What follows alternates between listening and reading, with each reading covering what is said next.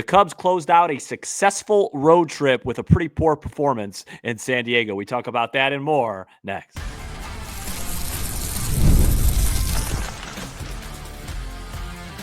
You are Locked On Cubs, your daily Chicago Cubs podcast. Part of the Locked On Podcast Network, your team every day. You are Locked On Cubs, part of the Locked On Podcast Network, your team every day, alongside Sam Olber. I'm Matt Cozy. Sam and I are lifelong fans, taking our passion into discussion with you on all things Cubs. Thank you for being part of the show and making us your first listen today. And the best way you can help us grow the show is to listen or watch every day. Today's episode is presented by Game Time. Download the Game Time app, create an account, use code LOCKEDONMLB for $20 off your first purchase. Cubs lost 4-2 in the series finale to the Padres on Wednesday. Will the bullpen ever have two good days in a row? Daniel Palencia and Luke Little both allowed leadoff walks in the 7th and 8th frames, respectively. Both of those batters eventually scored. Cubs tried to rally a couple of times, but nothing materialized in this one as the Cubs returned to Wrigley on Friday at 12-9. So 21 games into that 41-game stretch. So a little bit over the halfway point here, Sam. Yeah, it was a very interesting week of games because it felt like you were playing with house money once you took 2 out of 3 from LA. The goal was to just not get swept, and they accomplished that goal in quite wild fashion on Tuesday night. This was just, I would say, this was just the first series, not counting Japan, that I just don't think the Cubs played well, and that's, I think that's my takeaway. They were very poor defensively, very poor, outfield especially, but even a little bit on the infield. I thought that play today, that Bush ball, should have been an error, and they were sloppy. The low leverage relief guys, so it's 4 of them. Eli Morgan, Nate Pearson on Monday. They get shipped out for Luke Little and Palencia. And I actually thought Palencia, to his credit, threw the ball pretty well both times. I really did. That walk was kind of unfortunate. Wasn't a great umpire game, but you just can't make that mistake 0-2 to Machado there with a man on first, 2 outs. And then Luke Little, who I want to see because he's got a high ceiling. Just a non-competitive effort from him. And the honeymoon phase is over, right? If you're not going to throw strikes, you're not going to pitch, no matter how good of stuff that you have. And then offensively, Matt, probably it's got to be the first series where it's just real quiet all 3 games for the most part offensively. And I think that just speaks to how great Kyle Tucker's been, because if he just has a pedestrian series, you look at that. And to be fair, they were playing without Seiya for 2 out of the 3 games. So overall, I don't think the Cubs played well this series at all, but they got really good starting pitching, and they were able to steal a game on Tuesday because their high leverage guys were magnificent. And I'm pretty happy. I'm pretty happy to go home 3-3. I think the big key now is to flush this series. So you get a day off on Thursday. We're going to talk about Arizona. You're going to see Burns. You're going to see Gallen. You're going to see Kelly. This juggernaut, this ridiculous juggernaut of a schedule continues, but you're fighting right through it. You're hanging in there. You're 3-3. Get back to playing a good brand of baseball. Get back to driving the ball. The runners in scoring position stuff was weak. Dansby, rough. A lot of rough series, but we just went to a team's stadium that hadn't lost 1 game at home. We gave them a loss. We didn't play that well, so we're 3-3. I feel pretty good heading into the off day. Just got to clean up the defense and get the offense rolling again. Yeah, I think there's a number of factors at play, but I think I don't want to say I'm done labeling series, but I guess why does it have to be good or bad? Right. Like, I don't necessarily think it was a bad series. I think that today they didn't play well, but the big story right now with this team, and I don't want to produce on the air, but like, we're going to have to do an episode for Friday. This team's in a great spot. Yeah. And I guess despite the turbulence, the truth is they're in a great spot at 12-9, 3-3 trip. Does it have to be good or bad? Maybe, maybe not. But I think more so than I realized, I'm starting to look at the big picture more and more. Um, I do think the defense over these 3 games is something to keep an eye on because that was very clearly a hallmark prior to the road trip. We said defense base running Kyle Tucker. Right. Um, to see those 2 balls on Tuesday night, it was actually kind of comical. It was. And the amount of walks that the bullpen is yielding is a joke. Right. Way too many free passes. They almost always score. And it's on these guys to respond on Friday. But I think the feeling, like, has your feeling about this team changed? No, that's what I think you're confusing it. I'm just labeling the fact they played 3 bad games and they won one of them. And so that's good. So I'm feeling great about where they're at, but I'm just commenting on the fact that they played poorly. And we saw in 2024, you just don't want those things to spiral. You don't want and 23. All of a sudden you don't want, hey, okay, 3 bad offensive games. That's going to happen. So now let's make sure it doesn't turn into 6 offensive games. But to me, that's true. That's they have to avoid that. But to me, it was such a successful series because you played poorly and beat a really good team and clinched a 500 series. But I just mean, sometimes like when you're watching a baseball game, you could lose 11-2 or 11-3, but you actually didn't play poorly. The starter just got rocked. You know what I mean? It just happens.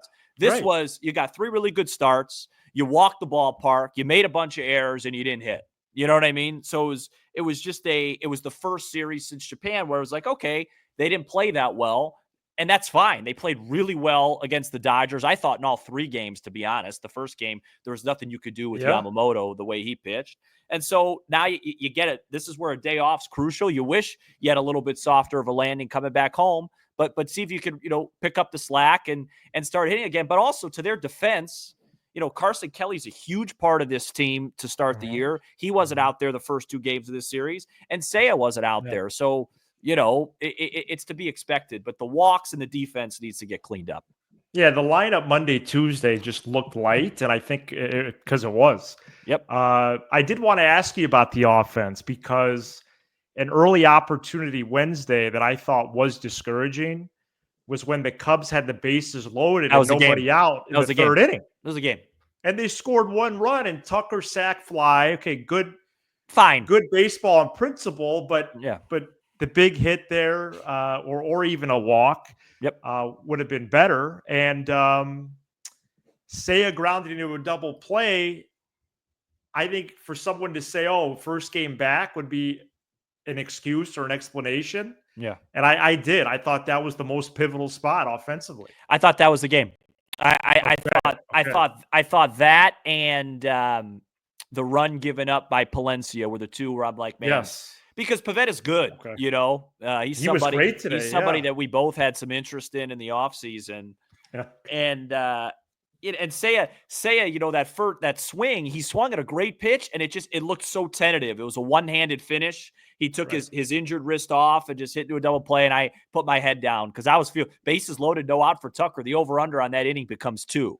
Amazing, yeah. So I agree, but I'm proud of these guys. They're battling. I just wish, Matt, and I'll close by saying this.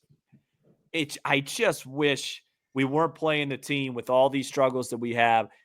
That team is good, with all due respect to Tatis and Cease and Pavetta, and when Darvish comes back and King, that team is good because their 7, 8, 9 are incredible. And 2 of those 3 dudes were wearing your uniform, and they're on the other team. And when Estrada came in there and just embarrassed us on 7 pitches, that made me a little bit upset. Well, I got to get over that. Well, we've talked about the pitching infrastructure this week. I got something for the hitting infrastructure, 3rd segment. Okay. Because I don't necessarily want to retroactively catch up on the news that I wasn't here for the Sam Solo shot, but the 3rd base hole needs to be discussed. I think you're right. And quite frankly, it's a failure.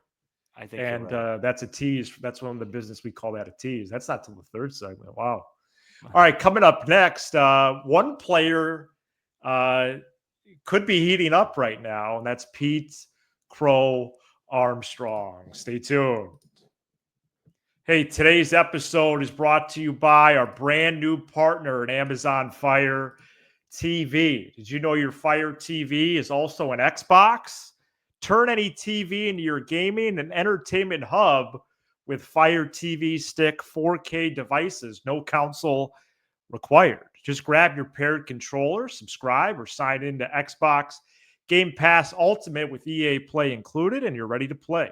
Dive into hundreds of premium titles from EA Sports, College Football 25 to Call of Duty Black Ops 6 and Avowed as easily as you stream your favorite shows. It's gaming made simple, and it's all on your Fire TV. With 4K streaming, I could watch more than 1 million movies and TV shows from my favorite subscribed services like Netflix, Prime Video, Disney Plus, Max, and a whole lot more. Head to Amazon.com/Fire TV Locked On to get started. Xbox Game Pass Ultimate subscription and compatible controller required. Available on select devices, including Fire TV Stick 4K, Fire TV Stick 4K Max, and Fire TV Cube. That's Amazon.com/Fire TV Locked On. This episode is brought to you by Game Time. There's nothing better than catching an MLB game live. The crack of the bat, the roar of the crowd, and the smell of ballpark food. And if you're looking to go last minute, Game Time makes getting tickets easier than ever. With last-minute deals, all-in pricing, and a lowest price guarantee, Game Time takes the stress out of buying MLB tickets. Plus, ticket prices drop as Game Time gets closer, meaning you can score an incredible deal. Game Time is the official ticketing partner of Locked On. And as the Chicago Cubs get ready to host the San Diego Padres April 4th, 5th, and 6th, I can count on them to help grab tickets that meet my needs. I love that I can preview my exact seat before purchasing. No bad surprises when I get to the stadium. You guys know how Wrigley is, Section 200s. Make sure you preview your seat so you don't have one of those seats right behind a pillar. There's nothing worse. Take the guesswork out of buying tickets with Game Time. Download the Game Time app, create an account, and use code LOCKEDONMLB for $20 off your first purchase. Terms do apply. Again, create an account and redeem code LOCKEDONMLB for $20 off. Download Game Time today. Last minute tickets, lowest price, guarantee. Pete Crow-Armstrong is hitting 333 over his last 7 games, went 5 for 11 in this Padres series. Encouraging signs from the Cubs center fielder lately. PCA has struck out a lot, 22 punch outs to only 5 walks, but he's squaring it up this week. Then a little bit more. He is playing well defensively. We're seeing more of his speed on display, not to mention that flair that he plays with, Sam. But officially, he's second in baseball in stolen bases with 7 in 8 attempts. O'Neal Cruz has 8. This was encouraging, this road trip, to see from him. Well, yeah, he won you a baseball game on Sunday. Continued it in San Diego, and it's been great to see because you could tell he was starting to press a little bit. And I think Sunday unlocked it for him because, we talked about this on the show probably a lot. Like it was like PCA Shaw. It always felt like PCA was pretty close and it just wasn't happening versus where Shaw was showing wasn't showing anything, to be honest, outside of drawing some walks. So I'm glad PCA got the results. And the beauty of April is you have a few games. Now you look at his slash line. I got to tell you, Matthew, if you were to tell me right now he ends the season at 259, 310 with a 469 slug, which wouldn't happen because that mathematically he would have to really, most of his hits would have to be doubles and homers. But point is, that's a special player right there. And he really, it was what, four games? He's really heated up, 5 games, something like that. So the point is he's a wonderful, wonderful guy to watch. And there's going to be some downturns. But man, Yeah. if he could sneak some of these in here, it's really productive. And I'll say this. If he could have like a full month of hitting about 280, 290, you got to think about leading him off soon.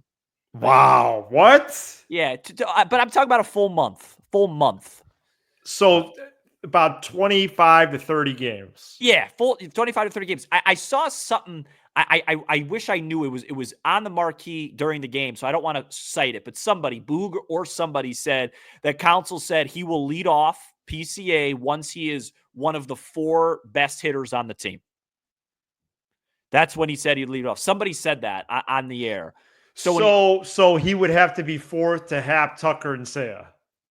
Yeah, right. Or if Happ continues, he hasn't been off to a great start, but I think if Happ will eventually get there. But yeah, so he'd have to pass up Bush or Nico. It's unlikely, but it would be a major story if you passed up Happ.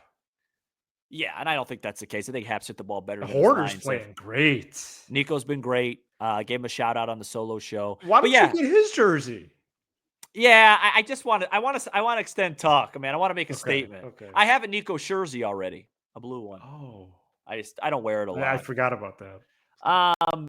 But yeah, look, it was really important for him to get that because now he can relax a little bit. Now he doesn't have to press. He doesn't have to chase any stats. His numbers look good. He's got a couple homers, a bunch of steals. He's hitting 260. Yeah. He's played good defense.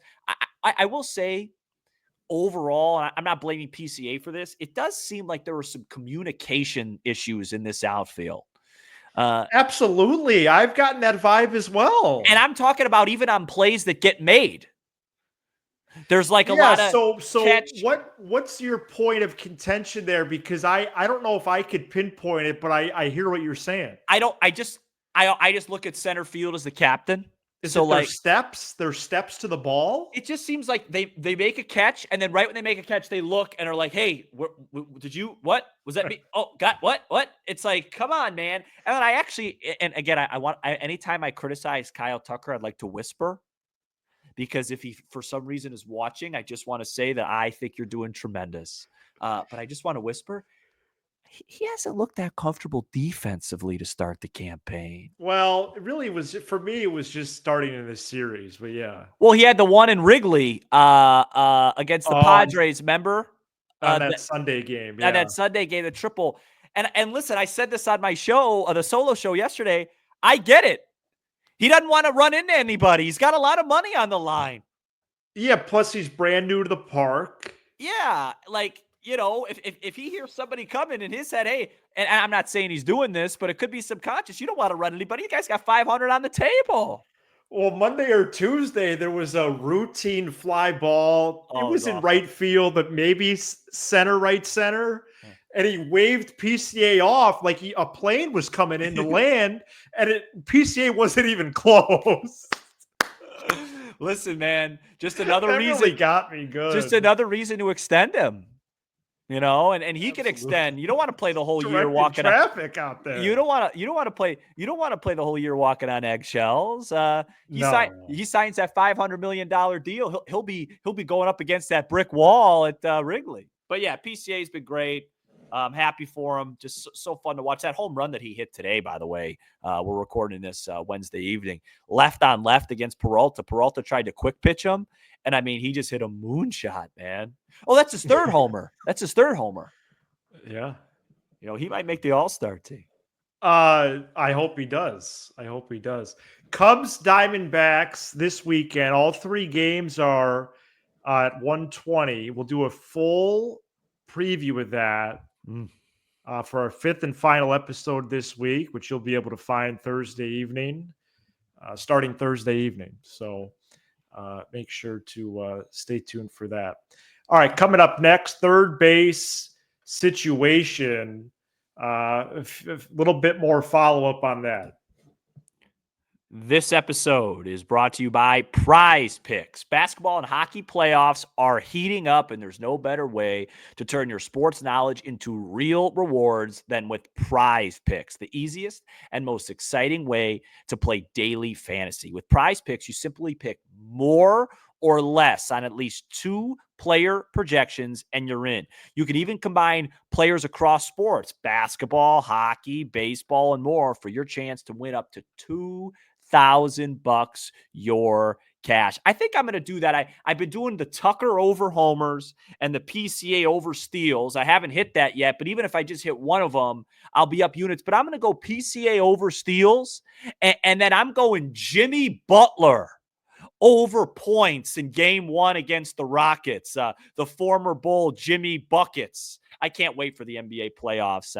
I just love that. And I'm going to use Prize Picks to make it even more fun. So download the app today and use code LOCKEDONMLB to get $50 instantly after you play your first $5 lineup. That's code LOCKEDONMLB to get $50 instantly after you play your first $5 lineup. Prize Picks, run your game.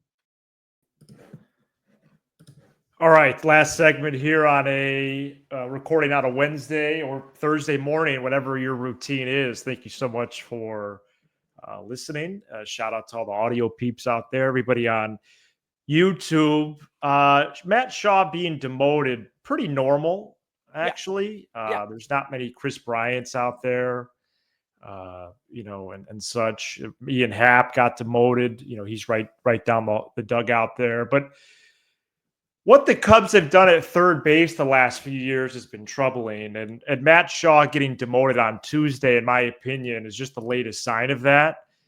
And quite frankly, it is a massive failure of the Cubs hitting infrastructure.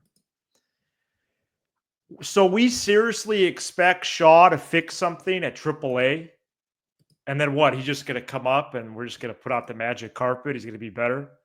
I hope so. I think that's the plan. Why is it going to change now on his way back up for hopefully a second time? Why wasn't this caught earlier? And I'll explain what I mean in a minute. But Dustin Kelly's around. John Maley's around. They have a million other hitting instructors in spring. It took his big league debut to say, hey, something in his setup or swing or both needs to change, because Craig Counsell Tuesday cited results. So did Jed Hoyer, but is results really going to be the measuring stick for his return? I don't think it should be. It should be process. It should be approach. And really, it's his swing. It's one thing to be hitterish, but I just think there's too much movement, both pre-swing and at the point of contact for Shaw. I don't know if it's the leg kick, too much head movement. Ron Coomer has talked about a lot. But I know Shaw exit velo, second percentile. Awful. In 68 plate appearances. Why wasn't this caught earlier? Or did they try to keep it going because he had results? Yeah, that. So don't say results, because he might go down there and hit 350. And then he comes back here, he hits 150 again. I see what you're saying. So either way, you see what I'm saying? I see what you're saying. So what you're saying is that he got brought up here because of results in AAA with the way that he hit. So now if you send him back down and you make adjustments, why weren't those adjustments made? Because those adjustments would be made off. They wouldn't be made off results. They'd be made off of, hey, I don't think you could hit big league pitching. Exactly. And if he goes back down and they don't make any adjustments and he starts hitting again, we've already seen this movie before. So I present this rebuttal. First of all, I apologize. That one's on me. I've had some really good ones. Matt Boyd's been real good. Feel good about PCA. Luke Little, 4 walks, not good. And Matt Shaw, guys, I'll be honest. Gosh, Luke Little, 4 walks. I'll be honest. Freshman guys, I'll be honest because I am on this show. And I said this yesterday too, but just since you're here too, we might have more audience. Exactly. Matt Shaw's been awful. I'm shocked at how bad it's been offensively. And I'm not selling my stock. I can't wait for him to come back, but I had no vision of this dude being a 150 hitter with infield hits. Here's what I'll say to you.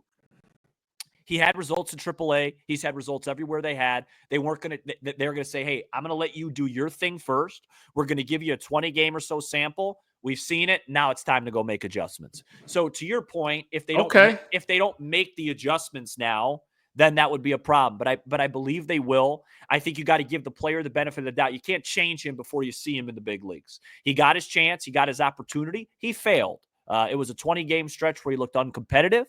And now it's like, okay, what can we do? This happens. I talked about it happened to a very own Kyle Tucker. True. There's plenty of guys that this happened to. I expect to see Matt Shaw back in a Wrigley uniform in the summer months, and I expect for him to make the necessary adjustments and be productive. Let's talk about third base now. Well, I expect him to be in a Marlins uniform when he's part of the package for Alcantara. No, just kidding. The third base hole is, okay, so all that stuff with Shaw, great, but it's the same as when spring started and really over multiple seasons, Sam. And now this is supposed to be a division favorite, and one of your 9 spots in the order is now up to a combo of 4 players, a 40-year-old player who has a slow bat. Yep. Okay, because Justin Turner, it's slow right now. Yeah, it's slow. It really is, isn't it? A Rule 5 draft pick, a really just a pinch runner, and John Birdie. That's the 4 guys. Turner's got to hit better, and he will. So that's your 4 guys that you're going to disperse at third base. Should I list off who all the dudes who've played third since opening day 23? Because it's a joke. I could name them. I could go for it, but no. Oh, I have to pull it up. But yeah, no, it's not good. Madrigal, Wisdom, Morel, Paredes. We're missing some, right? Yeah, no, it's not a good list.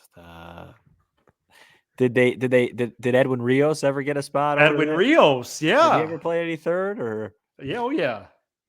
No, I hear what you're saying. Candelario for a stint. Oh, cameo. Man, they haven't figured out third in a while. Yeah, look, Mike Olt was over there a couple years ago. Yeah, more than a couple. Yeah, like 10 years ago. Like 10. I think that, Mike Schmidt's not walking through that door. Yeah.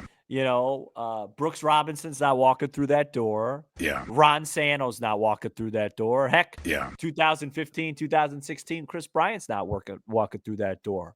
But what you need to happen is Ramos Ramirez. That's a funny visual. Ramos Ramirez isn't walking through that door. Well, if he did, though, he might hit more than 150. So, and I don't expect to see a whole lot of Justin Turner over there. It's kind of like the reliever stuff. You're going to have to throw things at the wall, hope it sticks with Workman. I got to tell you, I like John Birdie a lot, but his bat seems a bit slow. Well, let's look at Savant. No, because the bat speed metric on Savant, when I say his bat looks slow, I'm not talking about that bat speed. I'm talking more just like being late. The bat speed on Savant measures more like early in the power. Yeah, like I imagine more John Birdie is a bat to ball guy, and he's swinging and missing an awful lot. But I think it'll be him and Workman kind of platooning over there. And to your point, it's not an appetizing combination. Justin Turner's in the first percentile in bat speed right now. Yeah. No, it's not good. So that's fun. No, and I envision him more just hitting lefties and pinch hitting. I don't really want to see him out there every day, especially in the middle of the lineup. John Birdie's not qualified quite yet. So, all right.